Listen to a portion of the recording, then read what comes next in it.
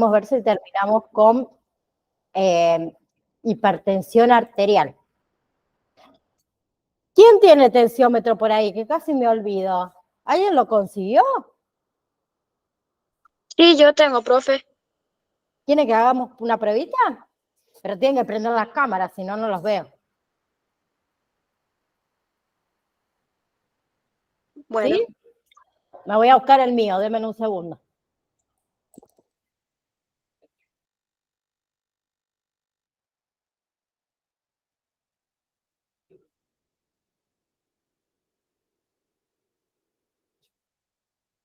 Acá regresé.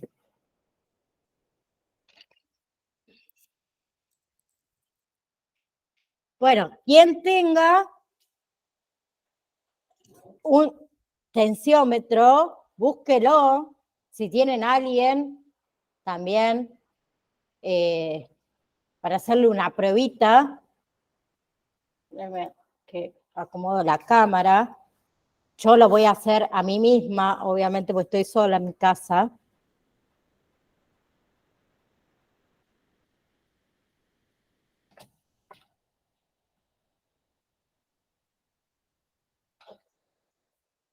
A ver si se ve.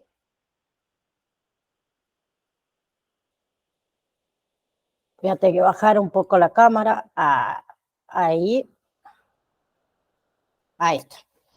Bueno, yo acá voy a sacar el mío. Quien quiera prender la cámara, se lo agradezco. Si no, va a ser medio difícil, si hay que corregir algo. O nadie. Bueno. Primero.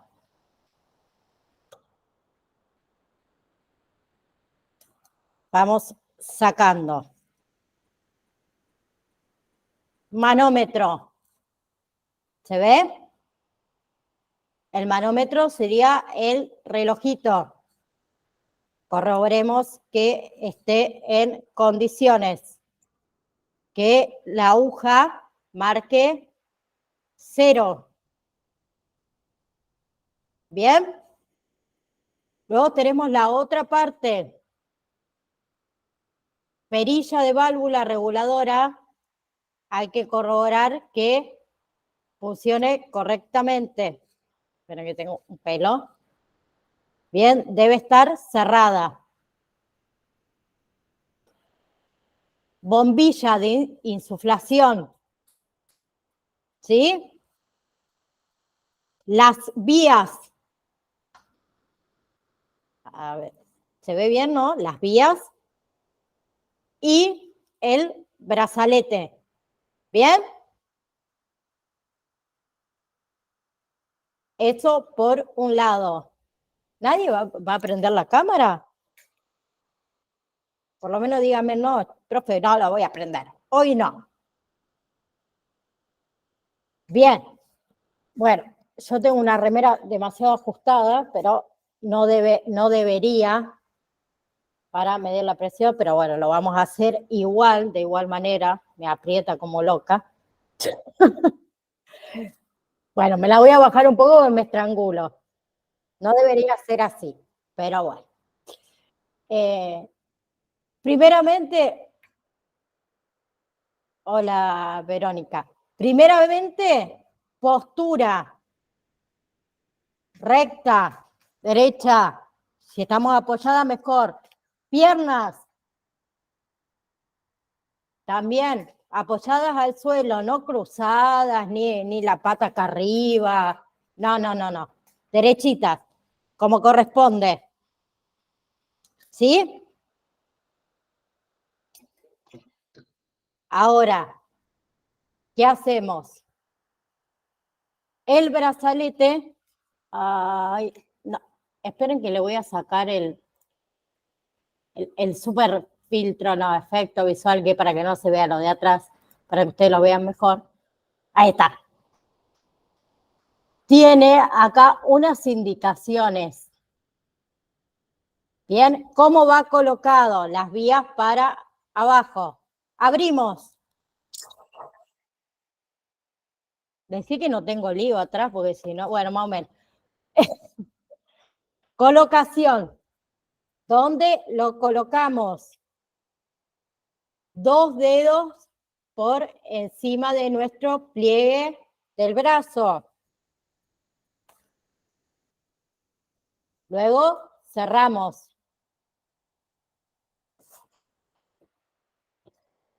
¿Bien? Acá tenemos para colocar, si quieren, si se lo estamos midiendo a otro, para colocar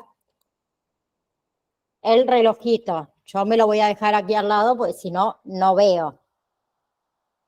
Segundo, ¿qué hacemos? Tomamos el pulso. ¿Dónde lo vamos a tomar al pulso? En la cara interna. Nunca con el dedo pulgar porque tiene propio pulso. Tomamos pulso. ¿Bien? Acuérdense que esta vena va hasta aquí arriba.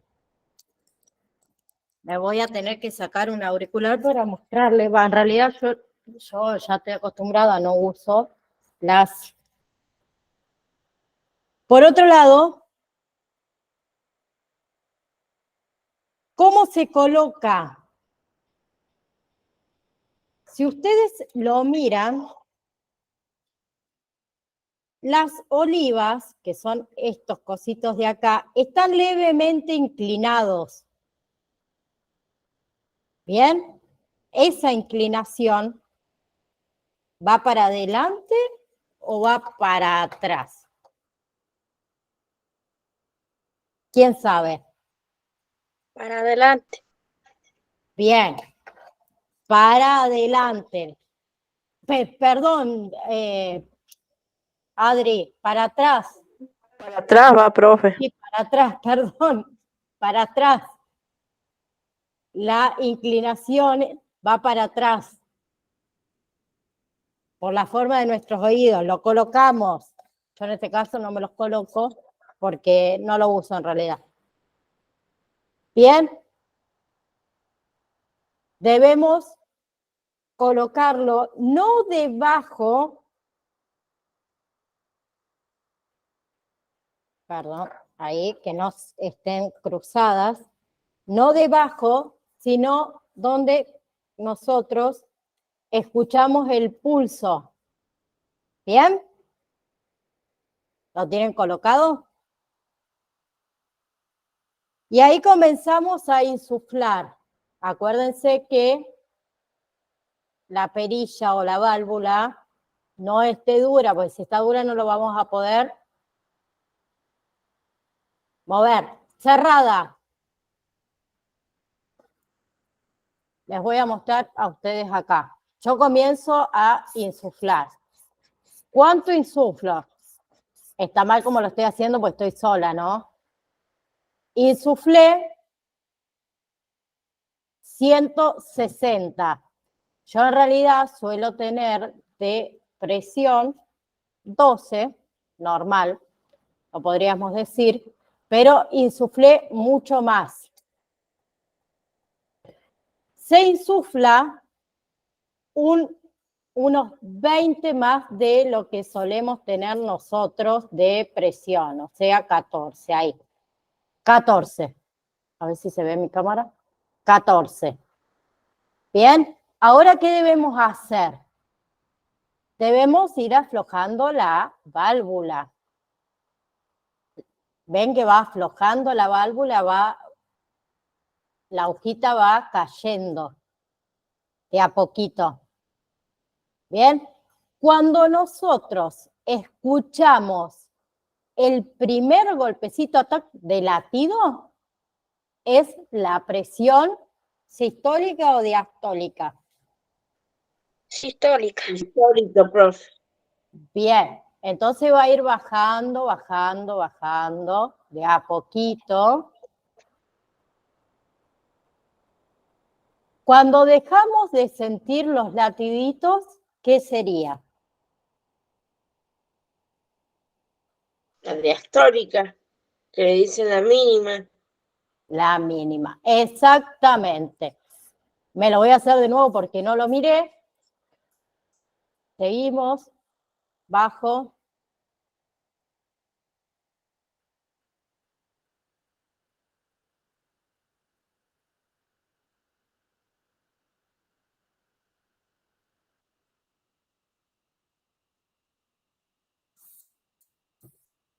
Bien. Les pregunto, yo tengo depresión 11, o sea, 110/60. ¿Es normal?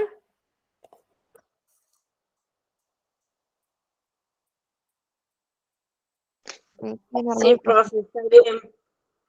Está dentro de los valores normales. Dentro de los valores normales, exactamente. Otra cosa que ustedes se van a dar cuenta también, cuando medimos la presión, ¿sí? La agujita, cuando comienza a marcar, empieza a vacilar. Tac, tac, tac, tac, tac. Primero baja normal. Y cuando empieza a encontrar el pulso, empieza a hacer la agujita. Tac, tac, tac, tac, tac, tac, tac, tac, tac. Cuando encuentra también la mínima, empieza a ir normal. Para aquella que tenga el ojo avivado, ¿no? ¿Bien? ¿Se entendió? Es práctica, es práctica. Otra cosa, siempre para guardarlo, tengan cuidado con tanto el reloj, que no se dañen. ¿Bien? Profe, ¿cuántas veces se debe tomar la presión uno en el día una persona hipertensa? Mañana y noche, 2 como mínimo. ¿Bien? Les comparto entonces pantalla, así seguimos donde habíamos quedado. Profe, tengo una preguntita. Sí, Flor. ¿Sería lo mismo tomar con el que hizo usted y también de otra manera? Sería también hallar el pulso, el raquidio, ¿verdad? El otro, Radial. Exactamente. radial.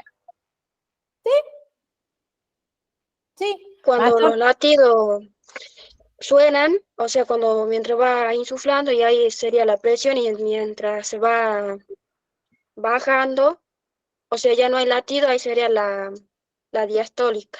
Exactamente, sí, se puede hacer, nada más que necesita mucha más práctica. Es más fácil con las olivas, vos lo escuchás, entonces ves y escuchás, es mucho más fácil. También depende ay, ¿cómo decir? De la experiencia de cada uno. ¿Bien? Bien. Les comparto entonces pantalla.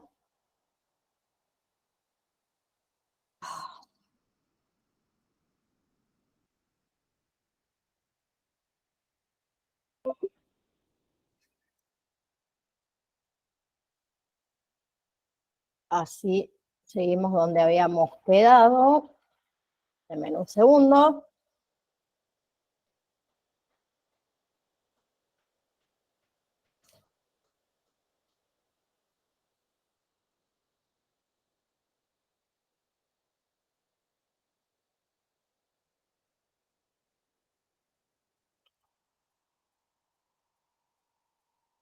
Bien. Aquí. 22, me parece que es esto. Bien. ¿Cuáles son los peligros de tener la presión alta, de ser hipertenso? Hay diferentes, nos puede pasar varias cosas. Uno es la hipertrofia del ventrículo izquierdo, que es el engrosamiento de las paredes de la cámara de bombeo principal del corazón.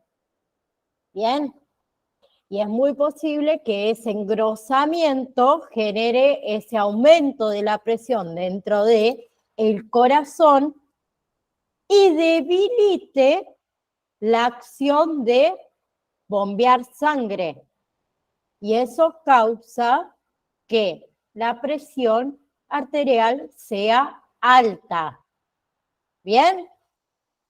Luego tenemos cardiopatías coronarias o cardiopatías isquémicas, que esto es cuando las arterias coronarias se estrechan, ¿sí?, con el paso del tiempo, debido a que a acumulación de materia grasa dentro de las paredes de las arterias. Las arterias coronarias son las encargadas de suministrar sangre oxigenada al corazón. ¿Bien? Luego tenemos ictus cerebral, que nosotros lo conocemos mayormente por ACV, que es un accidente cerebrovascular isquémico que ocurre cuando se interrumpe o se reduce el suministro de sangre a alguna parte del cerebro. Y eso impide que el tejido cerebral reciba oxígeno y nutrientes. Bien, entonces las células cerebrales comienzan a morir. Insuficiencia renal.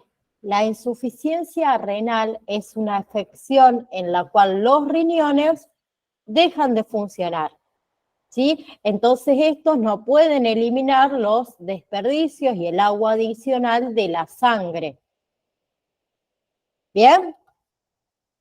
Para todos hay síntomas. Los síntomas son disminución del volumen de orina, ¿sí? También retención de líquidos,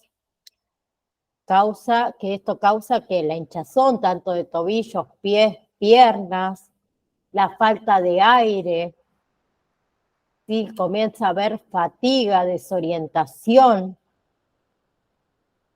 Bien, cuando uno tiene presión alta, nos sentimos débiles, tenemos un ritmo cardíaco que es irregular, puede aparecer también dolor o opresión en lo que es el pecho. Y en otros casos puede aparecer también convulsiones, y en casos ya muy severos, hasta puede haber, la persona puede entrar en coma. ¿Bien? Las lesiones vasculares que van produciendo tanto lento como progresivamente en todo el organismo, suelen acabar en complicaciones mucho más graves.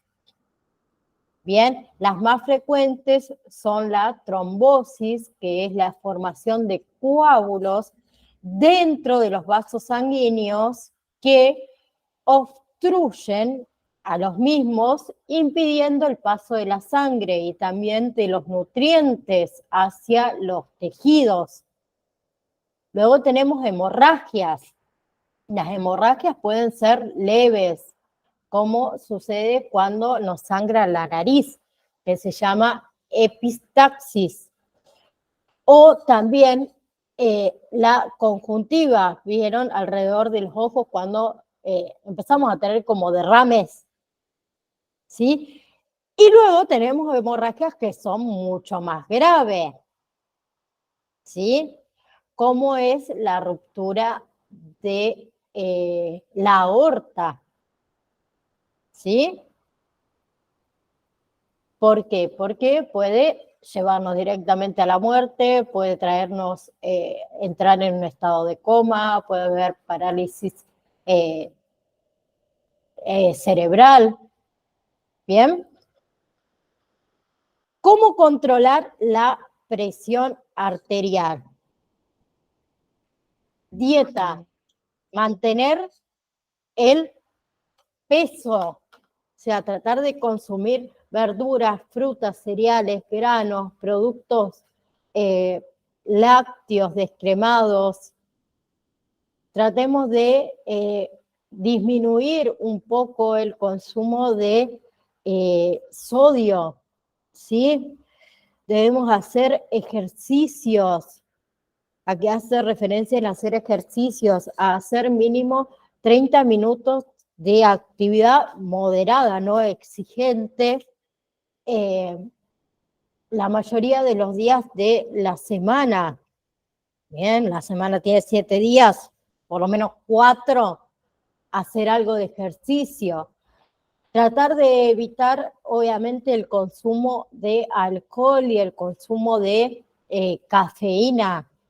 Cafeína no hacemos referencia solo al café, ¿no? La gaseosa, por ejemplo, la Coca-Cola tiene muchísima cafeína. ¿Bien? Educación, o sea, educarnos con respecto a la presión arterial, qué hacer, qué no hacer, y a la persona que le resulte necesario, también se recomienda la meditación.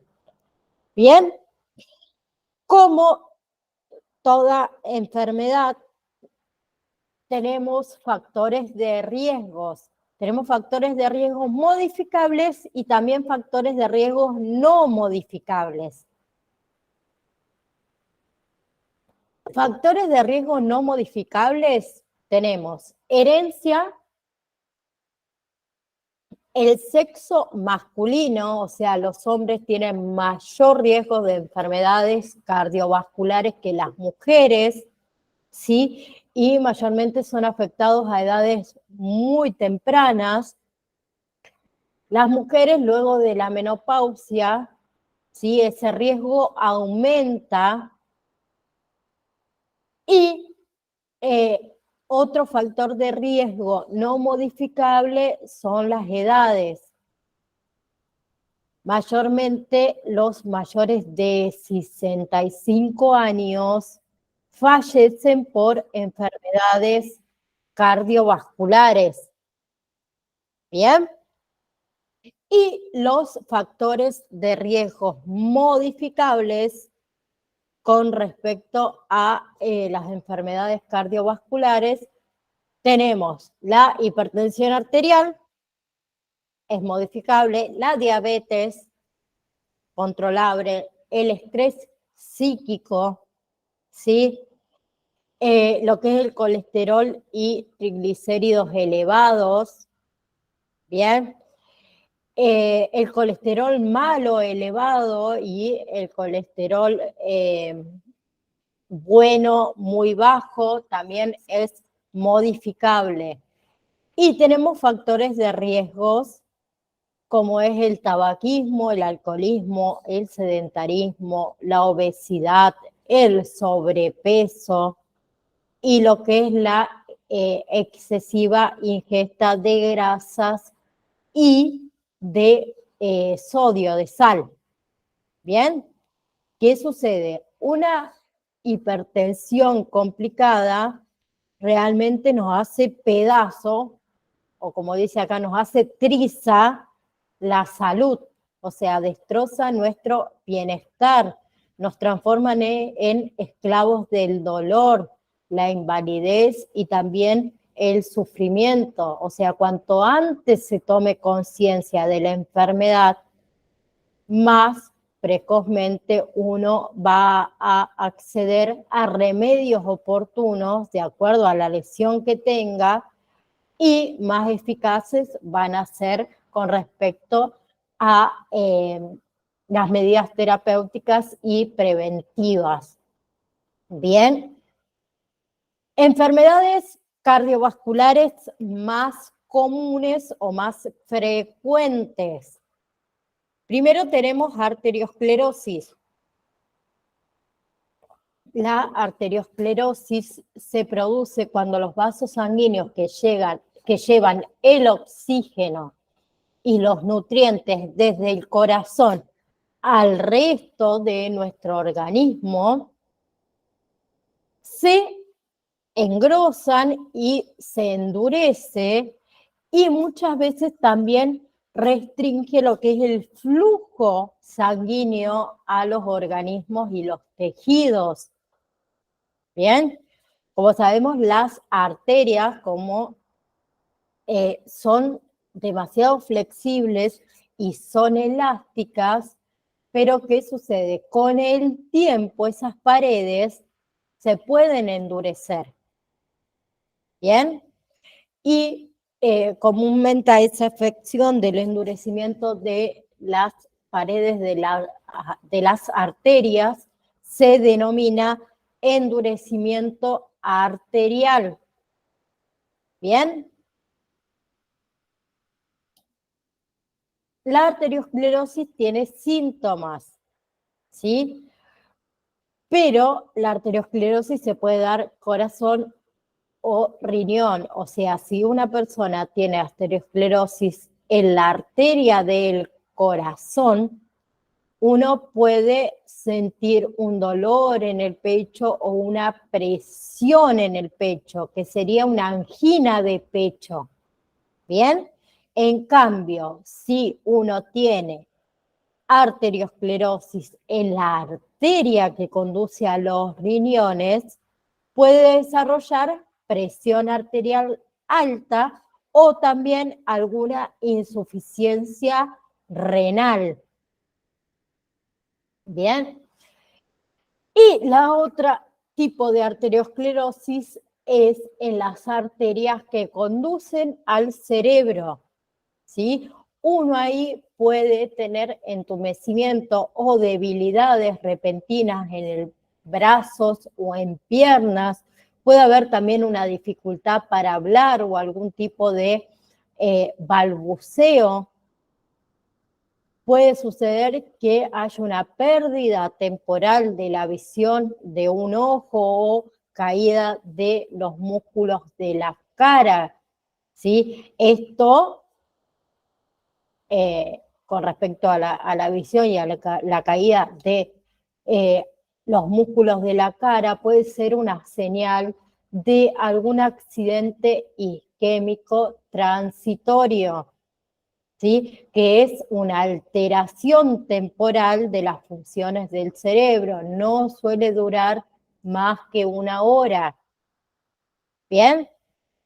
Y que mayormente es causada por un bloqueo temporal de la irrigación cerebral. Si no se trata, puede ocasionar ese accidente isquémico transitorio, puede ocasionar un accidente cerebrovascular. Bien, que es una enfermedad que se produce cuando se tapa o se rompe una arteria del cerebro. Bien, si uno tiene arteriosclerosis en las arterias de los brazos y las piernas, puede tener otros síntomas como son dolores en las piernas cuando uno camina o disminución de la presión arterial en una extremidad afectada en sí. ¿Cómo se trata la arteriosclerosis? Primeramente, hábitos saludables y dietas alimenticias adecuadas es uno de los tratamientos más básicos para tratar de prevenir y también para tratar de sobrellevar la arteriosclerosis. ¿Bien? Mayormente lo que es el especialista en esto, él va a establecer funciones de la existencia de otros factores asociados, como puede ser la hipertensión, la hipercolesterolemia, entre otros.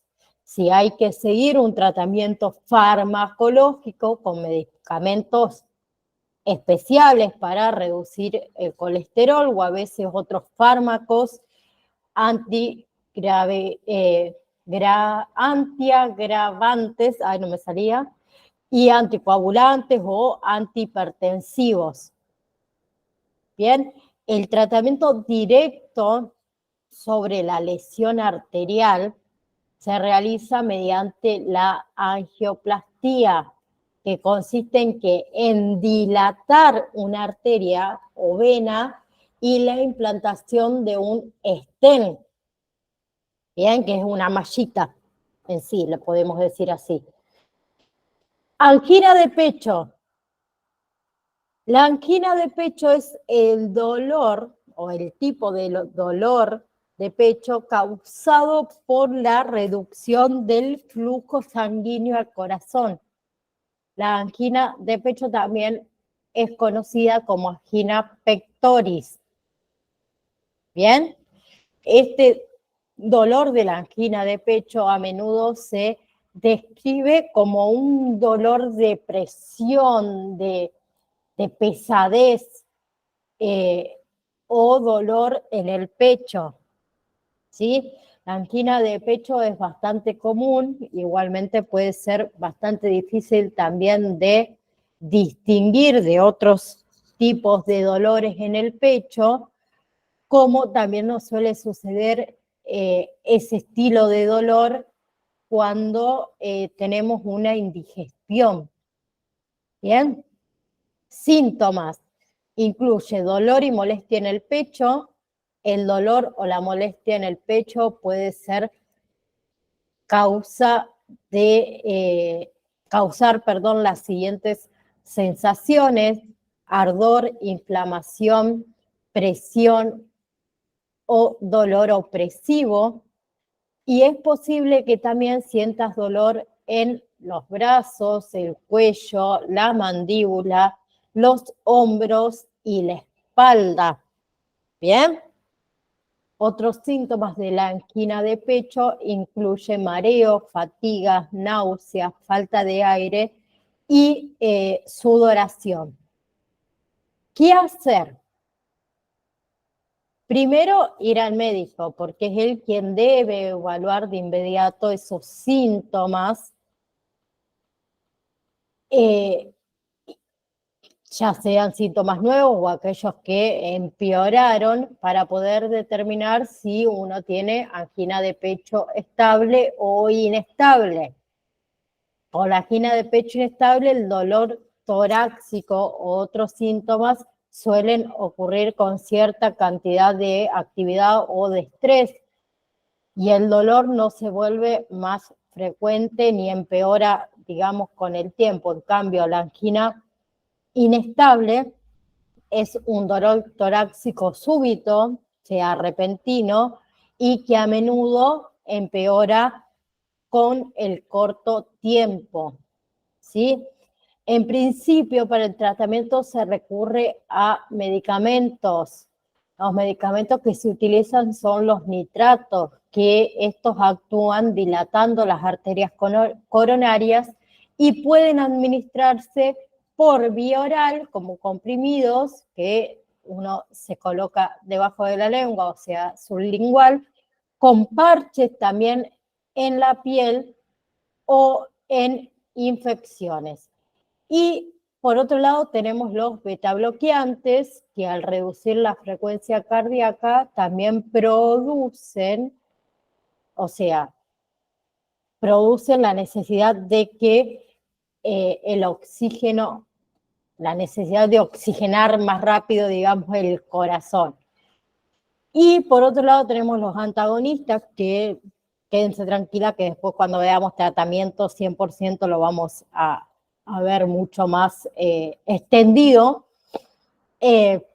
Los antagonistas del calcio, que inducen a la dilatación de las arterias coronarias y también de las venas periféricas, reduciendo así lo que es la tensión arterial y la frecuencia cardíaca. Por otro lado, tenemos el ácido acetilsalicílico, que nosotros lo conocemos por su nombre comercial, la aspirina, que suele usarse también como tratamiento complementario porque reduce la posibilidad de que esas plaquetas sanguíneas se agrupen y formen trombos. Cuando esta medicación en sí no alcanza, es necesario recurrir a algún otro tipo de tratamiento quirúrgico. Luego tenemos el infarto de miocardio, que es la enfermedad provocada por el deterioro y la obstrucción de las arterias del corazón.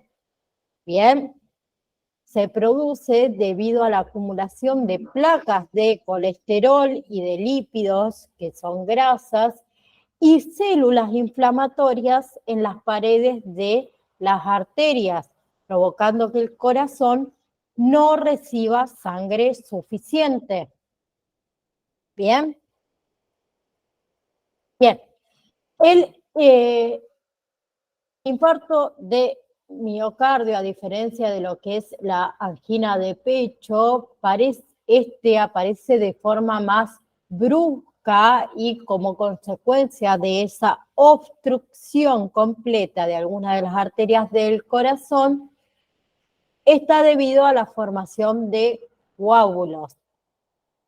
Bien, ¿qué sucede? Las células cardíacas de la zona que está afectada mueren como consecuencia de esa falta de riego sanguíneo, y ese daño en sí es irreversible. La palabra infarto significa zona de necrosis, o sea, tejido muerto o muerte del tejido de un determinado órgano debido a una importante disminución de la circulación. Bien, en lo que es el infarto de miocardio, esa necrosis afecta al propio músculo cardíaco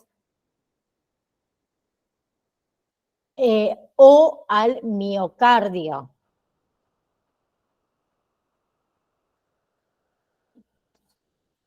Bien, ¿cuáles son las causas? Cualquier persona en sí puede sufrir un infarto de miocardio, pero no todos tienen el mismo riesgo.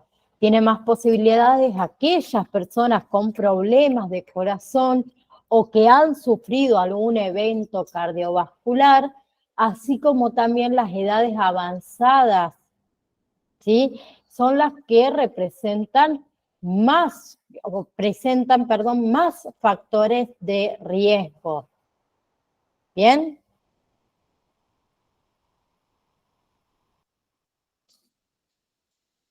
Bien.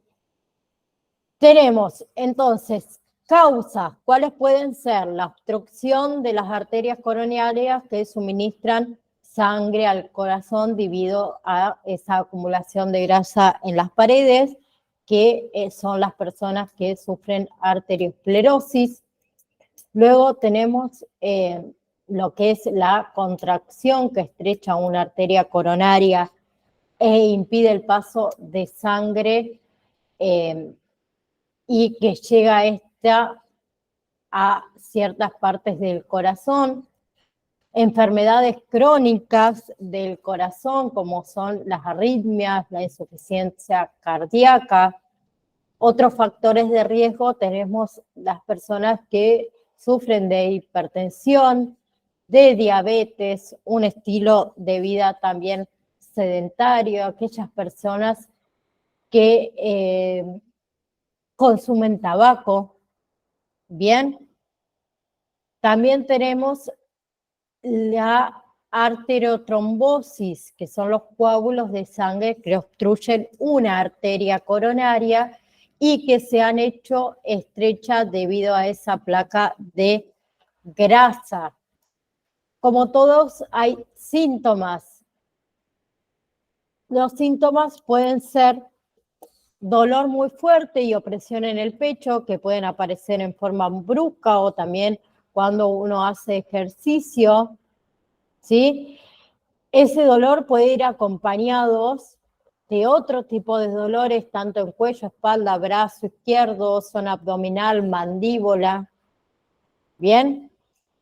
Y el dolor, cuando no desaparece, ni siquiera cuando uno está en reposo, ni varía con el movimiento, ni cuando uno cambia el estilo de su respiración. El dolor persiste. Bien, otros síntomas tenemos mareos, sudores, cansancios, latidos que no son normales, dificultad para respirar, náuseas y vómitos. Y la duración del dolor no dura más de 20 minutos. Bien, en ese caso, ¿qué hacemos? El tratamiento inicial se basa en medicamentos.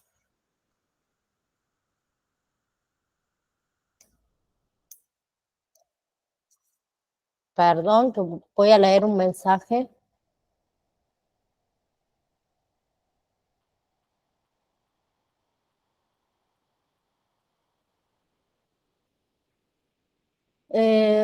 Quedar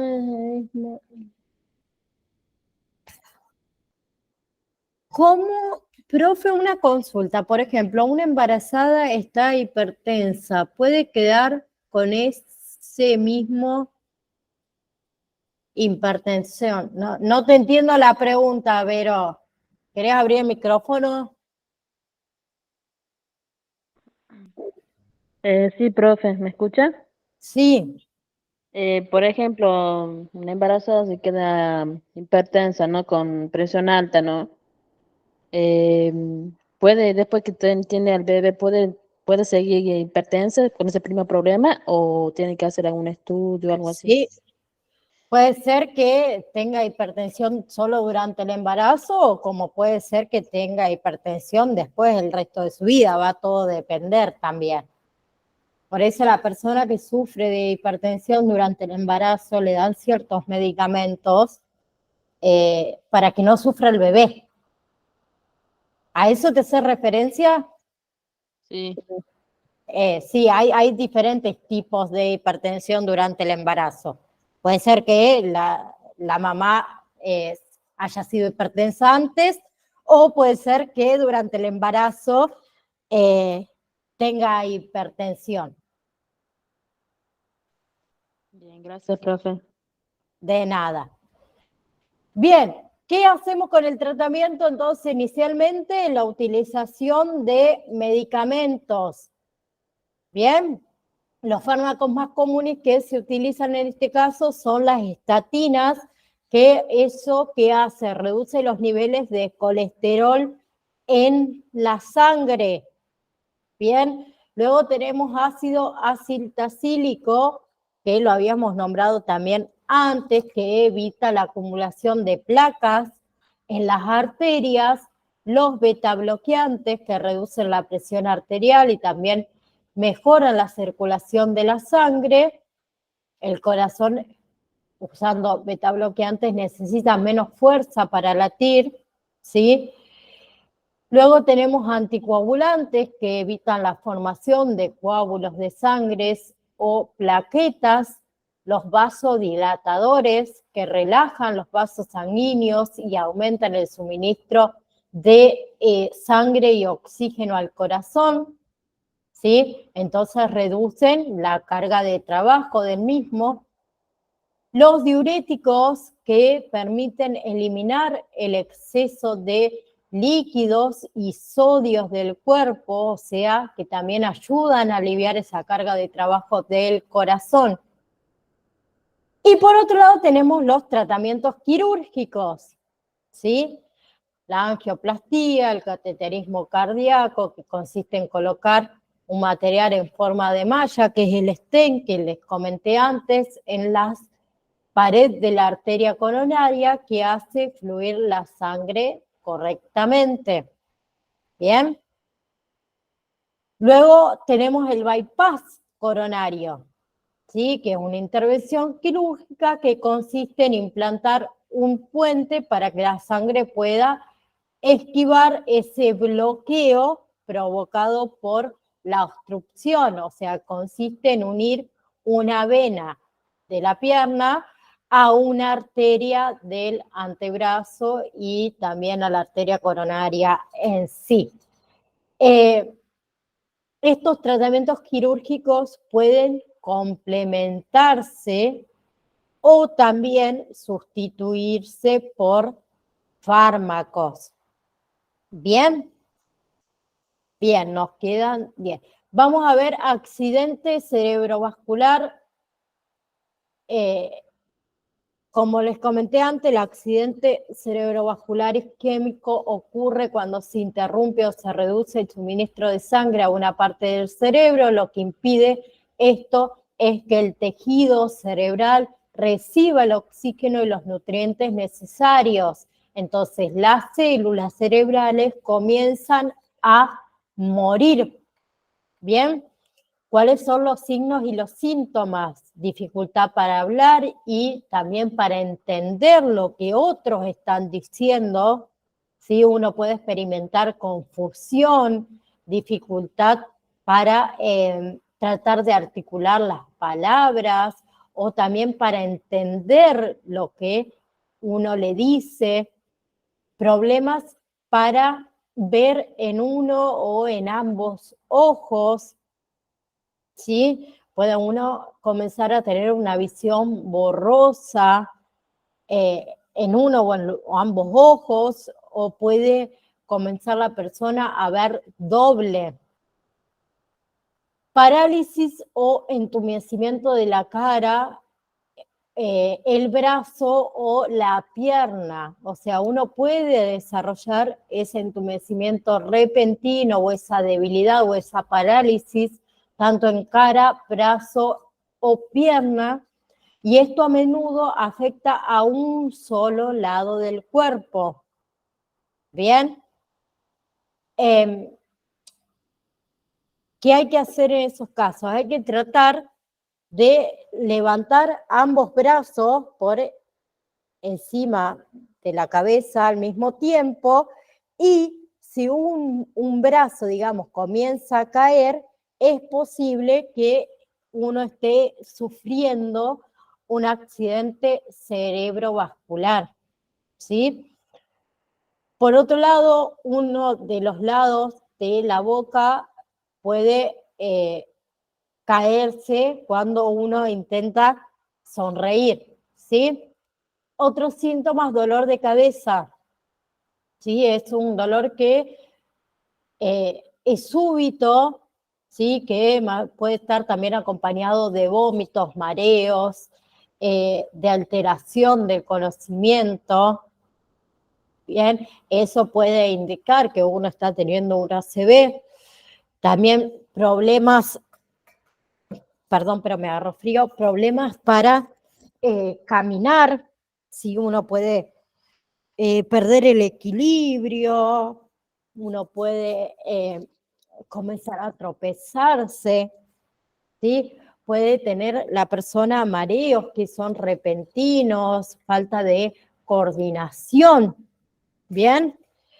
Y hay un conjunto de lesiones en las arterias cerebrales que pueden producir también un accidente cerebrovascular, como es una embolia cerebral, que la embolia cerebral es una obstrucción brusca de un vaso cerebral por un desprendimiento de un trombo, ¿sí? Originado en otro punto de la sangre.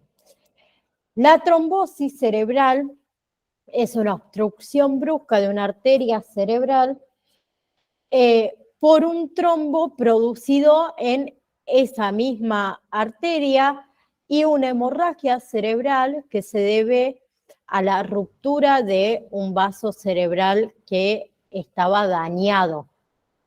Bien, tenemos accidente cerebrovascular isquémico, que es el más común de estos accidentes cerebrovasculares, que ocurren cuando los vasos sanguíneos del cerebro se estrechan y se bloquean, lo que causa que una reducción del flujo sanguíneo, a eso lo llamamos isquemia.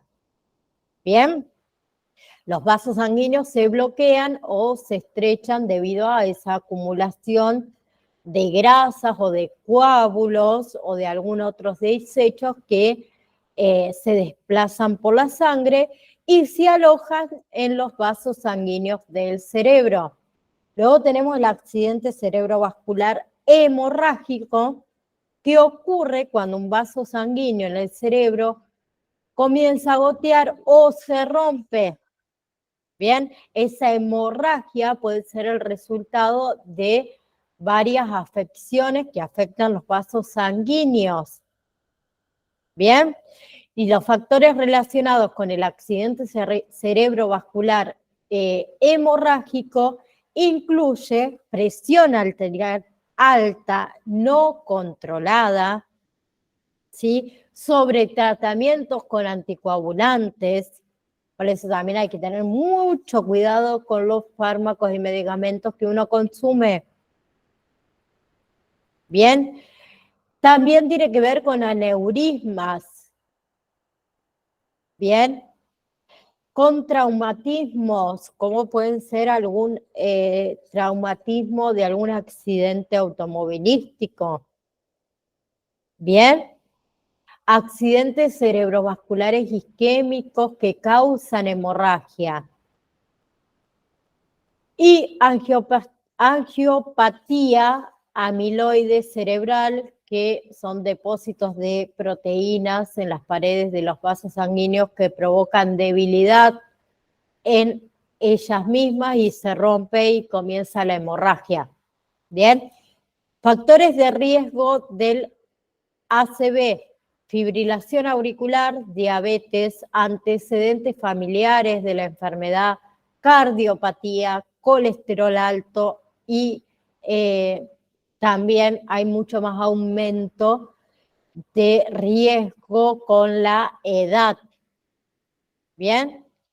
Y los factores que incrementan el riesgo del sangrado interno del cerebro, o sea, lo que puede dar un ACV hemorrágico, también son consumo de alcohol, trastornos hemorrágicos, consumo de cocaína y traumatismos craneales.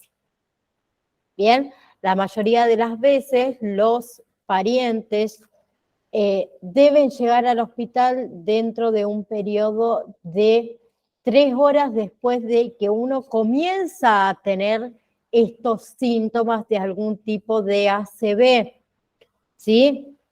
El tratamiento que se le va a dar va a depender todo de la gravedad y de la causa de ese accidente cerebrovascular. ¿Bien? En la mayoría de los casos, bueno, se requiere obviamente hospitalización y en algunas ocasiones es posible que se utilice fármacos fibrinolíticos, que estos contribuyen a disolver si es que la persona tiene algún trombo. ¿Bien?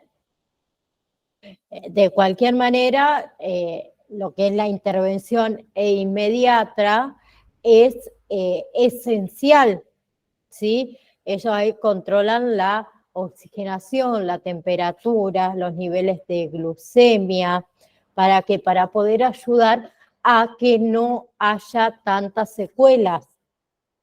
Bien, como medicamentos preventivos, si uno tuviese algún tipo de accidente cerebrovascular isquémico o isquémico transitorio, es muy posible que el médico nos dé medicamentos que incluyen los anticoagulantes.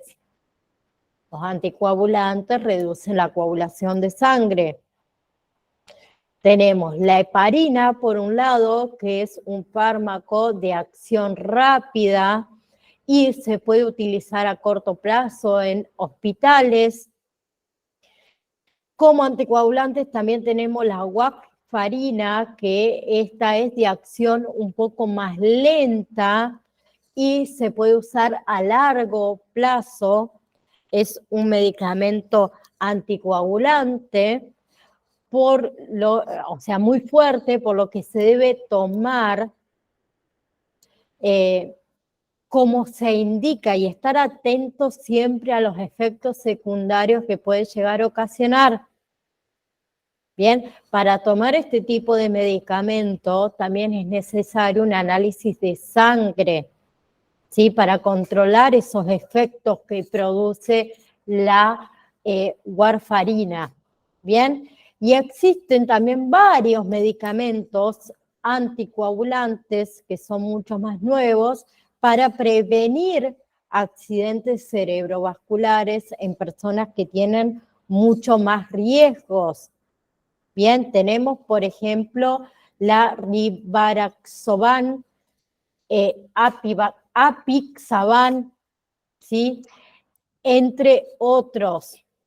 Bien, estos medicamentos son de acción mucho más corta que el medicamento que nombramos antes, la warfarina, y por lo general no requieren de ningún examen examen de sangre ni ningún control por parte de el médico. ¿Bien? O sea, estos medicamentos tienen un menor riesgo de complicaciones que la warfarina en sí. Luego tenemos medicamentos antiplaquetarios. Las plaquetas son células en la sangre que forman coágulos. Y estos medicamentos antiplaquetarios hacen que estas células sean más pegajosas y menos propensas a coagularse. Bien, el más utilizado de estos medicamentos es la aspirina. Bien, pero no es me tomo una aspirina todos los días porque no.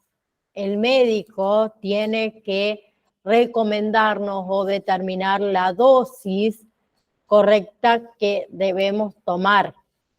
Bien, luego de un accidente cerebrovascular isquémico transitorio o un accidente cerebrovascular menor, el médico también puede administrar aspirina y un fármaco antiplaquetario como es el clopidogel,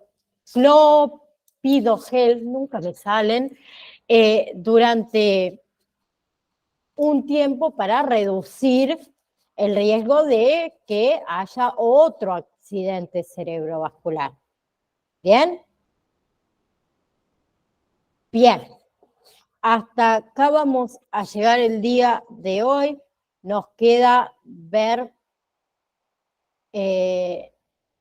hipertensión, ya les digo, los síntomas para entrar de lleno a lo que son los tratamientos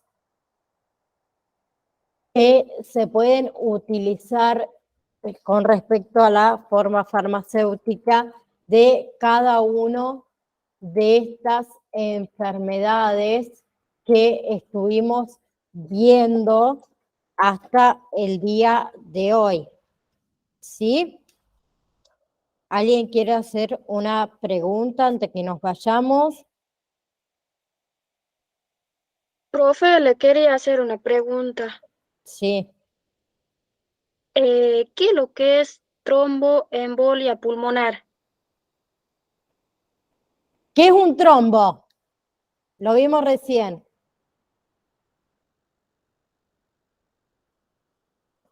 ¿Qué es un trombo? Adriana creo que me estaba hablando. Esperen que les dejo de compartir, así los veo. ¿A dónde está? ¿Qué es un trombo, Adri? Son coágulos que se hacen en la pierna, profe. ¿Por qué Puede solo llegar al cerebro. ¿Por qué solo Pues, sí entendí yo. Bueno, y vos me preguntaste por un Trombo. trombo ¿qué? No, pero yo no pregunté, profe. Preguntó Flor, me parece. Ay, perdón, pensé que era vos, Adri. No importa, pero paso me despejo esa duda. ¿Quién fue la que me preguntó? Es que no la estaba viendo porque estaba compartiendo pantalla. Perdón, Adri. ¿Quién preguntó? ¿Flor? Sí, yo, profe, había preguntas. Bueno, ahí Adri te dijo que era un trombo. ¿Cuál es tu pregunta? Tromboembolia pulmonar sería ¿Un trombo en sería que se dónde? hace en los pulmones, que se escapa un Exactamente, trombocito en los pulmones de los. exactamente. Vayan desglosando las palabras y se van a dar cuenta así. Bien, es un trombo que se forma en los pulmones. O sea, se puede formar en distintas partes del cuerpo, no Sí, solamente en los pulmones, sino en las piernas en las o piernas, como dijo usted, también en la cabeza también, en la por los cabeza, accidentes cerebrovasculares. exactamente, en el corazón. Exactamente, así es, Flor. Bien, bueno, nos vemos entonces el jueves próximo. Ténganse preparado el tratamiento farmacológico y no farmacológico de hipertensión y demás que estuvimos viendo hoy.